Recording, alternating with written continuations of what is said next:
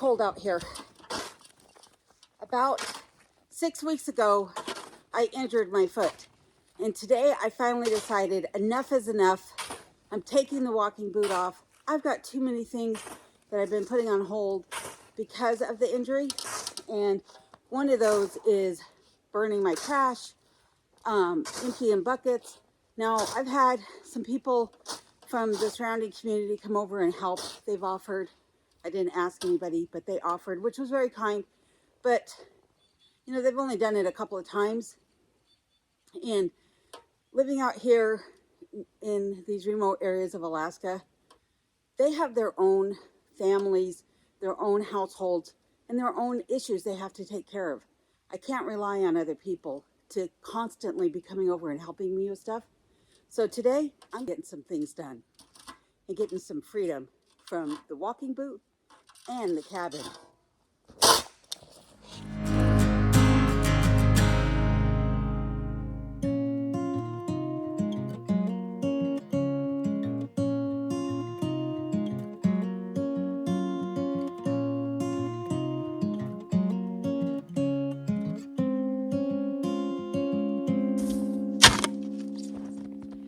I never expected that I would be out here shoveling my way to the wood burner so I could dispose of my garbage.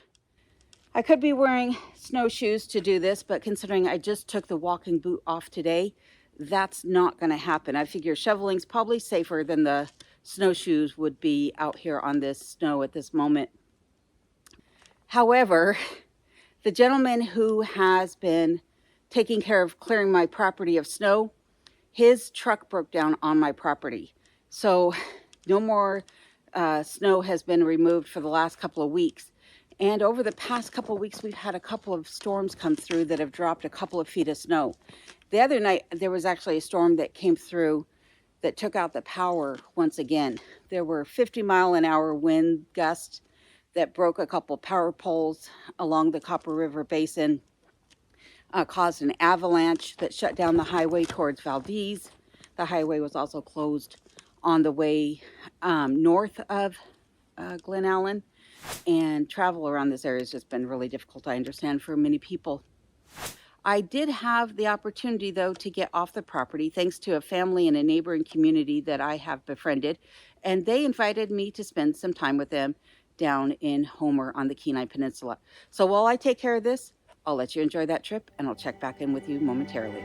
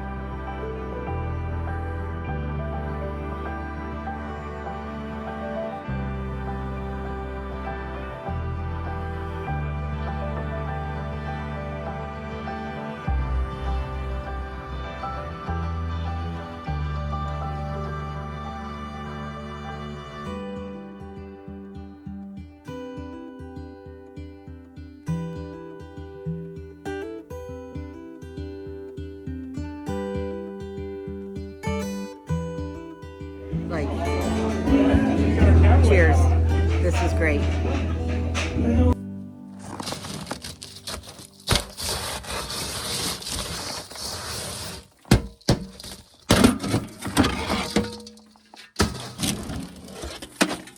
That trip to Homer was incredibly enjoyable. I so needed out of the cabin. Over the last couple weeks, since I was dealing with my injury to my foot, I have felt like life has just been going in a repetitive cycle. I love to be outside, and winter is my favorite time of the year. So not being able to get out and walk the property has been very frustrating, to say the least. So having the opportunity to take that trip meant so much to me. I cannot even begin to say thank you enough for the opportunity. I had a blast while I was down there, as you saw, and I would gladly do that trip all over again. But back here at the property, over the past 6 weeks, I have depleted my kindling, which is what I'm filling up now into this harvest basket. If you haven't seen one of these before, this is a basket which you fill up with kindling or things that you've been foraging for. See if I can get my arm through there. And then you can wear it on your back and hike through the woods or wherever. So this is what I store my kindling inside the cabin in. And I definitely need to get this filled back up because I have none inside the cabin. This morning I started the fire with the debris that I swept up off the floor as I was cleaning the cabin. It's a good way of getting rid of pet hair, I guess. But as I mentioned, that there have been a couple storms that have come through this area lately. The storm on Sunday, when it knocked the power out, the power was out for over, or just about 24 hours, not quite over 24 hours. And thank goodness I had the wood stove to keep me warm, my butane burner to cook upon. I do have a propane cook stove out here that I could also cook on if I needed to, but considering that I had that injury, I was very thankful that I had a way to cook inside the cabin. Now, I could cook on the wood stove if I needed to. Sorry, I need to sit down because I am applying a weird pressure to my heel. I could cook on my wood stove if I needed to, but most of the time I do use my butane cook stove. It seems like if I'm going to cook something quickly. If I want to cook something that takes a while to do, then I'll use the wood stove. But having kindling and tinder in the cabin is essential. And I store my kindling in this old galvanized tub here. And I'll be loading that up here momentarily as well. But one of the other things about the power being knocked out for the last 24 hours or for 24 hours over the course of Christmas Eve, and as I mentioned, things feeling like they go in cycles, it's almost like I can mark my calendar with the next approaching event. Because it was this time last year when there was that big storm that came through with severe low temperatures and I'd run out of oil, which meant that I couldn't heat the cabin with the oil burner.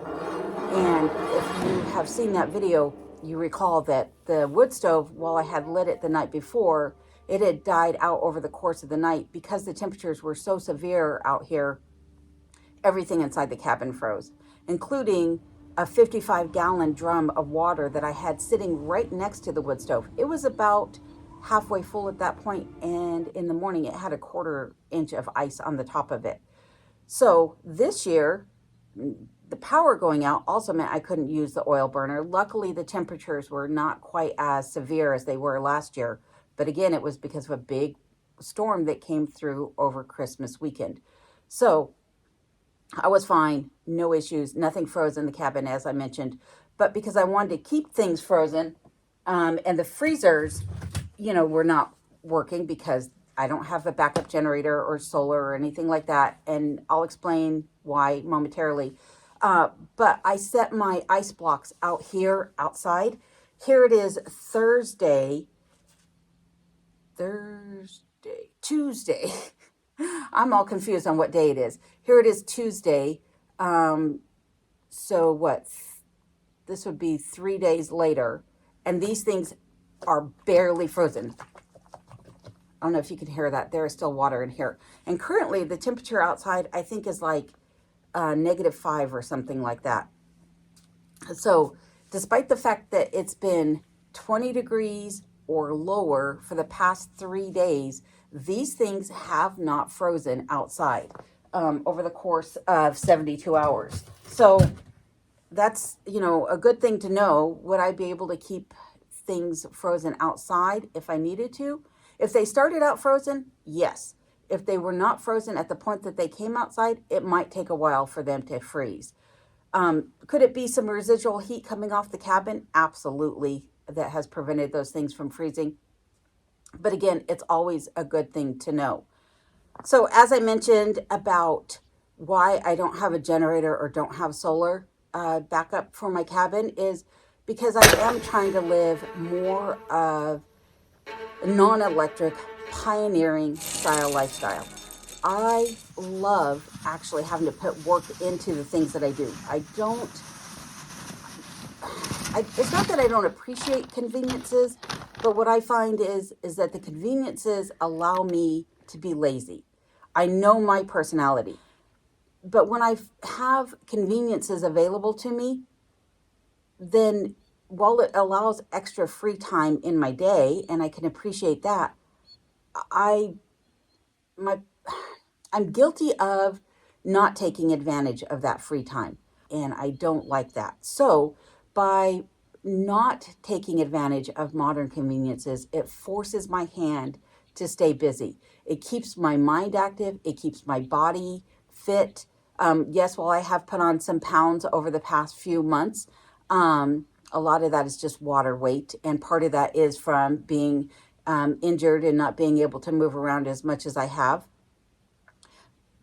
But I really do love putting the effort and the work into the things that I have to do here to live this lifestyle.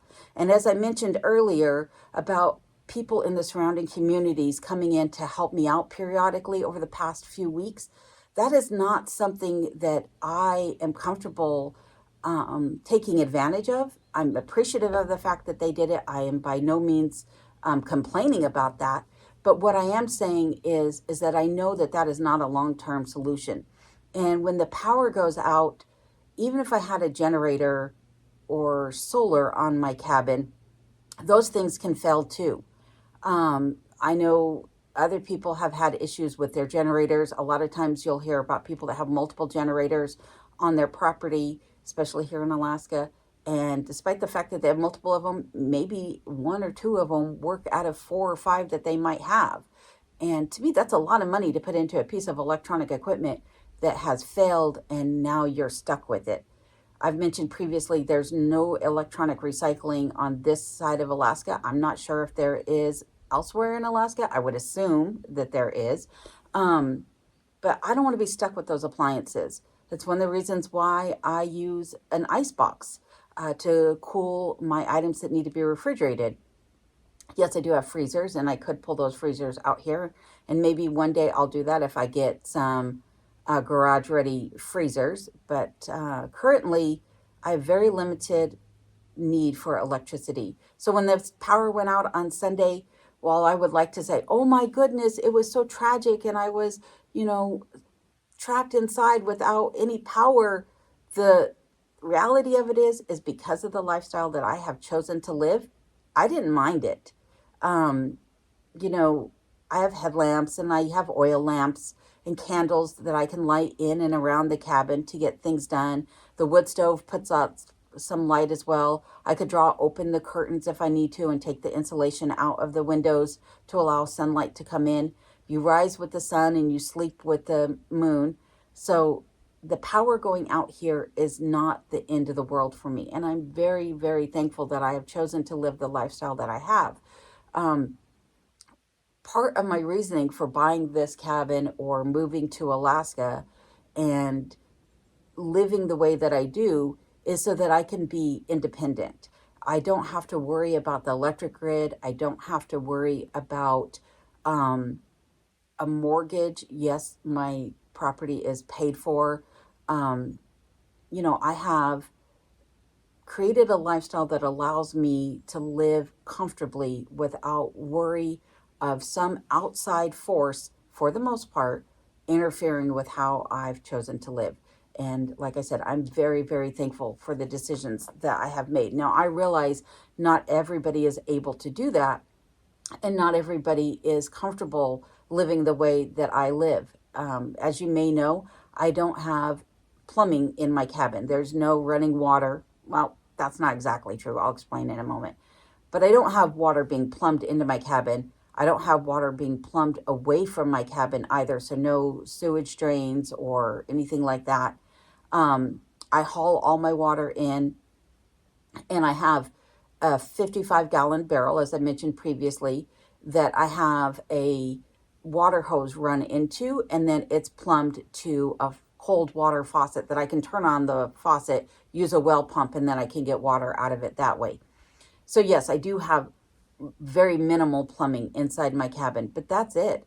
My drinking water, I filter water from a well that goes into my Berkey, and I drink that. Um, so while I do have some reliance upon the outside world, of course I do, just as everybody does, mine is minimal, minimal, minimal. And when, I was injured over the past few weeks, thank goodness my dependence upon the outside world is as minimal as it is, and that I've set up the securities that I have in the cabin to allow me to live comfortably despite being homebound for those few weeks, and not really able to have the mobility that one would like. So I know a lot of people worry about me and, what am I going to do should I have a severe illness? Only time will tell when and if that should happen. But for right now, just know that I am one stubborn and determined individual. And it's one of the reasons that I live the way that I do. So enough about that. I do want to share with you another trip that I didn't take, but a former coworker of mine is living in Barrow. And he sent me some footage of Barrow this time of the year. And so while I finish filling up these two containers with kindling and tinder, I'm going to send you up to Barrow, let you see what Barrow's all about. And then once again, I'll check in with you momentarily.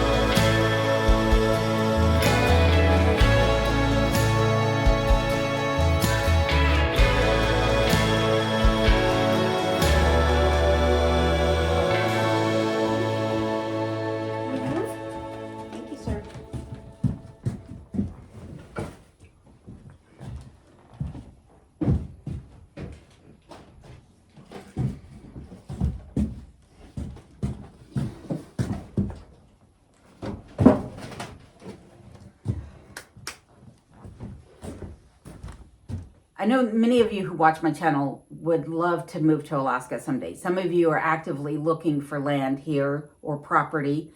And hopefully by me doing some of these scenic tours through different parts of Alaska, it gives you an idea of different areas that you might want to move to and allow you to live the lifestyle that you want to live.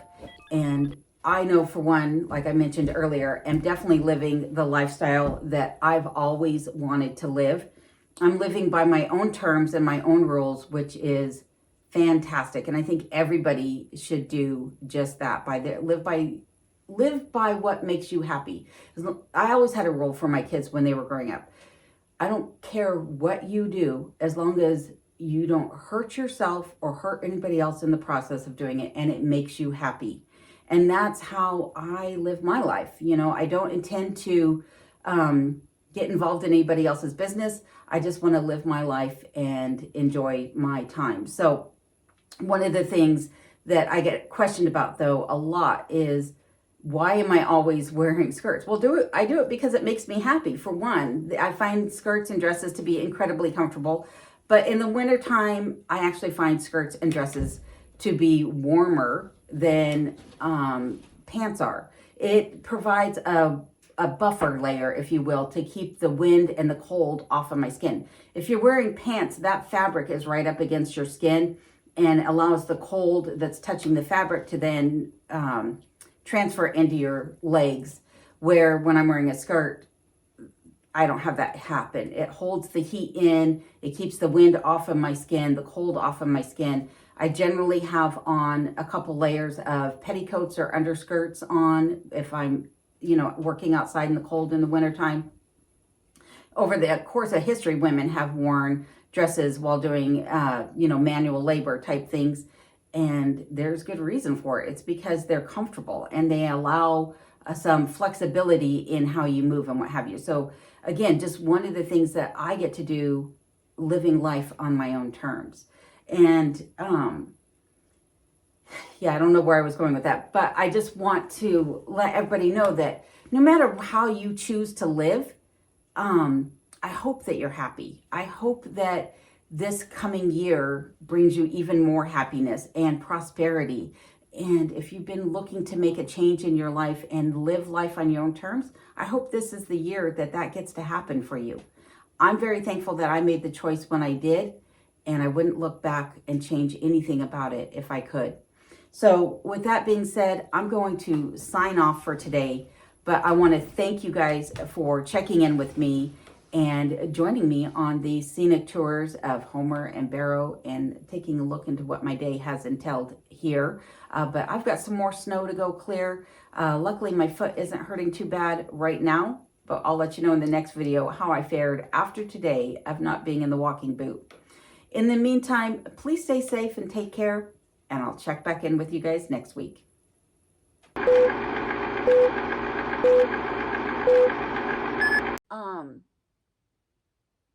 I said I was going to mention something else, and now I forgot what it was that I was going to mention. I get lost in thought as I talk because I ramble. Yeah, I'm going to have to watch the video back. I don't remember.